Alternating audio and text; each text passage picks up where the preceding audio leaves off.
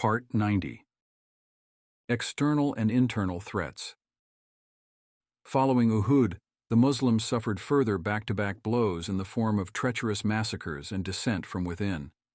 The setback of Uhud led to some Bedouin tribes around Medina feeling greedy, wanting to capitalize on the Ummah's moment of weakness, the massacre of Bir Ma'una, the Well of Ma'una. A famous chieftain of the Najd, northern Arabia, Abu al-Bara, Amir ibn Malik, visited Medina, and the Prophet made great effort to give him dawah.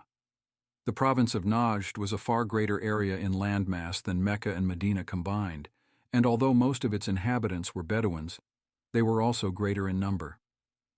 Abu al-Bara was very impressed with the Prophet and the message of Islam, but was hesitant to convert.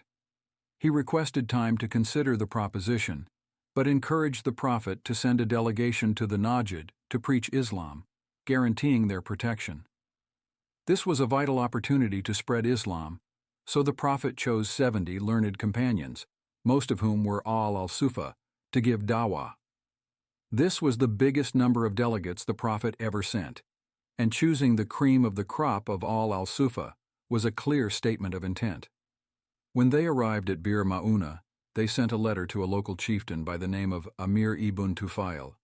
The Prophet previously gave dawah to Amir ibn Tufail, but he only offered to convert in exchange for worldly benefit.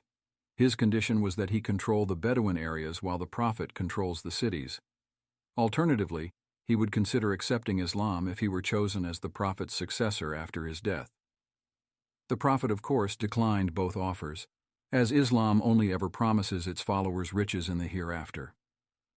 Amir ibn Tufail then grew in arrogance and animosity towards Islam, and used this opportunity to exact his revenge.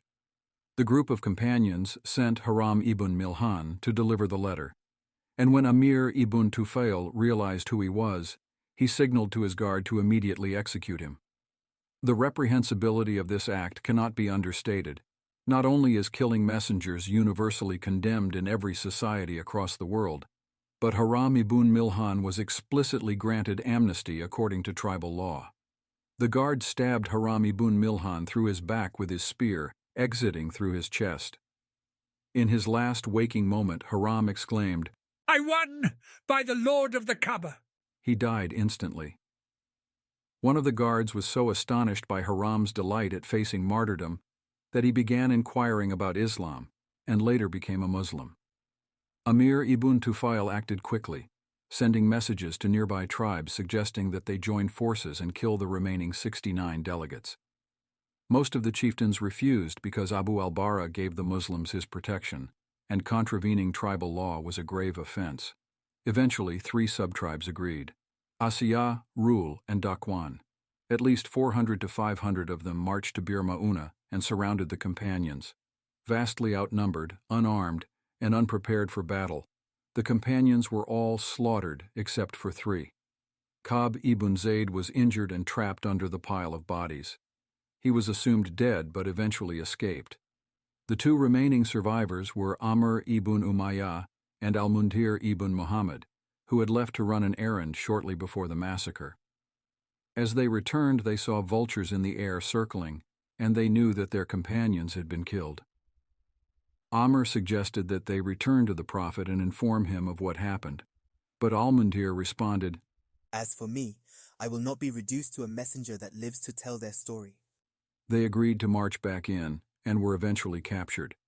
As per their initial intentions, al-Mundhir was killed, and Amr was held hostage, perhaps to send a message to the Prophet. As Amr returned to Medina, he met 2 people from the tribe of Amir ibn Tufail. Unbeknownst to him, they had been given protection from the Prophet, and they had no knowledge of the massacre that had just occurred. Amr killed them both, assuming them to be complicit in the crime. He then found a letter of protection from the Prophet in their belongings and grew extremely anxious. He returned to Medina and informed the Prophet of the massacre as well as his mistaken judgment in killing the 2 tribesmen. The Prophet then paid the blood money to the families of the 2 men from the public treasury, as they were protected by his word.